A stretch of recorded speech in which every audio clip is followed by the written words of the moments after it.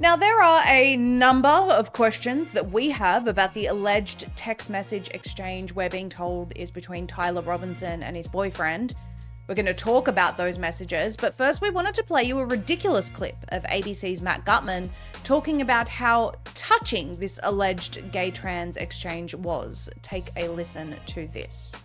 We have seen an alleged murder with such specific text messages about the alleged murder weapon, where it was hidden, how it was placed, what was on it, but also it was very touching in a way that I think many of us didn't expect. A very intimate portrait into this relationship between the suspect's roommate and the suspect himself, with him repeatedly calling his roommate who is transitioning calling him my love, and I want to protect you, my love. So it was this duality of someone who the attorney said not only jeopardized the life of Charlie Kirk and the crowd, but was doing it in front of children, which is one of the aggravating circumstances of this case. And on the other hand, he was, speaking so lovingly about his partner. So a very interesting and, as Pierre said, riveting press conference, David. Gutman is describing this like it's some sort of Shakespearean love story. Profound duality we're witnessing here of this amazing trans relationship, just utter madness. But what else could be considered madness is the text exchange itself. It appears that many of the questions people had about the inconsistencies of the official narrative presented by authorities were conveniently answered by what was presented to the public in these alleged text exchanges, with an equally convenient omission of other relevant points, including timestamps. Many internet sleuths on social media have stated this seems like a very suspicious and unnatural text exchange, especially between Zoomers.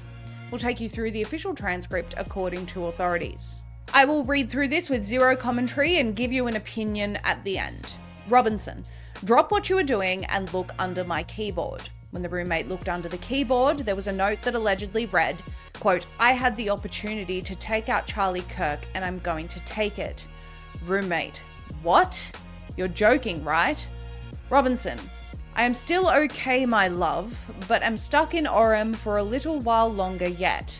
Shouldn't be long until I can come home, but I gotta grab my rifle still. To be honest, I had hoped to keep this secret till I died of old age. I'm sorry to involve you. Roommate, you weren't the one who did it, right? Robinson, I am. I'm sorry. Roommate, I thought they caught the person. Robinson, no, they grabbed some crazy old dude, then interrogated someone in similar clothing. I had planned to grab my rifle from my drop point shortly after, but most of that side of town got locked down. It's quiet, almost enough to get out, but there's one vehicle lingering. Roommate, why? Robinson, why did I do it? Roommate, yeah. Robinson, I had enough of his hatred. Some hate can't be negotiated out. It goes on, Robinson, if I'm able to grab my rifle unseen, I will have left no evidence. Going to attempt to retrieve it again. Hopefully they have moved on. I haven't seen anything about them finding it. Roommate, how long have you been planning this? Robinson, a bit over a week, I believe. It goes on, Robinson, if I'm able to grab my rifle unseen, I will have left no evidence. Going to attempt to retrieve it again. Hopefully they have moved on. I haven't seen anything about them finding it. Roommate, how long have you been planning this? Robinson, a bit over a week, I believe. I can get close to it, but there's a squad car parked right by it. I think they already swept that spot, but I don't want to chance it. Robinson, I'm wishing I had circled back and grabbed it as soon as I got to my vehicle. I'm worried what my old man would do if I didn't bring back Grandpa's rifle. IDEK, or I don't even know if it had a serial number, but it wouldn't trace to me. I worry about prints. I had to leave it in a bush where I changed outfits. Didn't have the ability or time to bring it with. I might have to abandon it and hope they don't find prints. How the expletive will I explain losing it to my old man? Only thing I left was the rifle wrapped in a towel. Remember how I was engraving bullets? The expletive messages are mostly a big meme. If I see notices bulge UWU on Fox News, I might have a stroke. Alright, I'm gonna have to leave it. That really expletive sucks. Judging from today, I'd say Grandpa's gun does just fine IDK. I think that was a 2K scope. Delete this exchange. My dad wants photos of the rifle. He says grandpa wants to know who has what. The feds released a photo of the rifle and it is very unique. He's calling me RN, not answering. Since Trump got into office, my dad has been pretty diehard MAGA. Robinson, I'm going to turn myself in willingly. One of my neighbors here is a deputy for the sheriff. You are all I worry about, love. I'm much more worried about you. And again, that was from the roommate, and Robinson replies, don't talk to the media, please.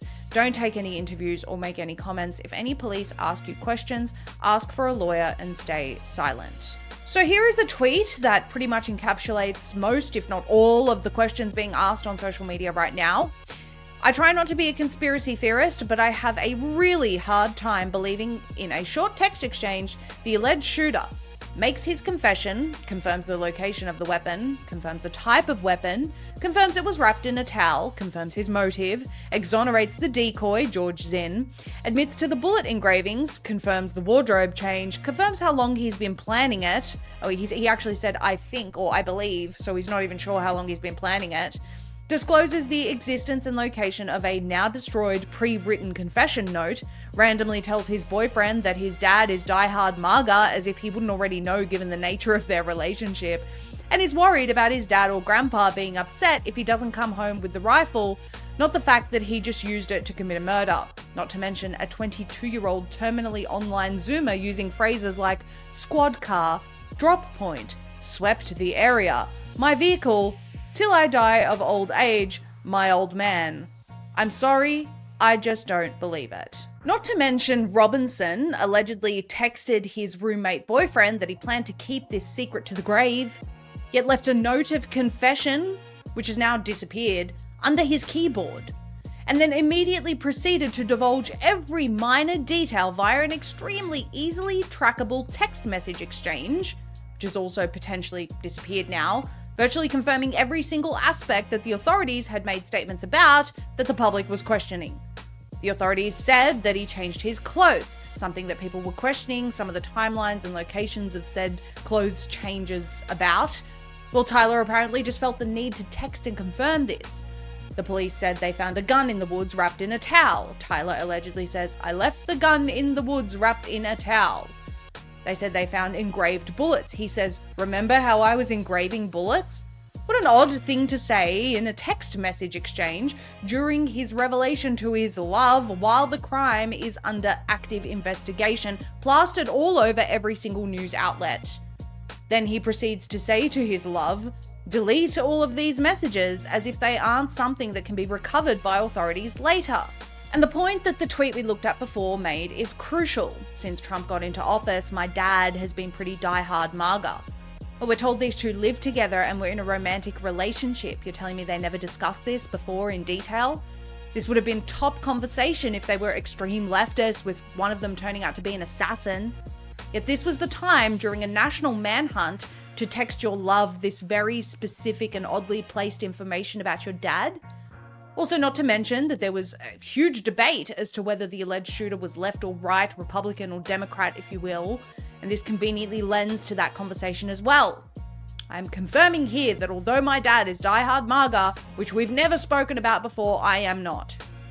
He also says he left no evidence other than his rifle, yet authorities said they found a screwdriver on the roof with his DNA, which presumably he used to pull apart the rifle before jumping off the roof.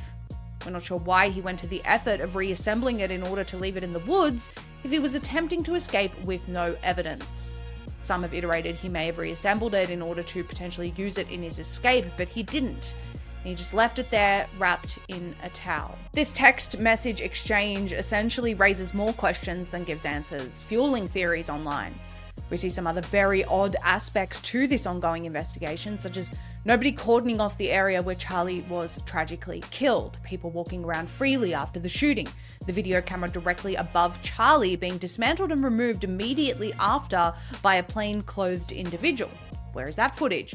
Not to mention the numerous other professional cameras that were set up around Charlie. Did the authorities obtain this footage and review it to confirm exactly where the shot came from?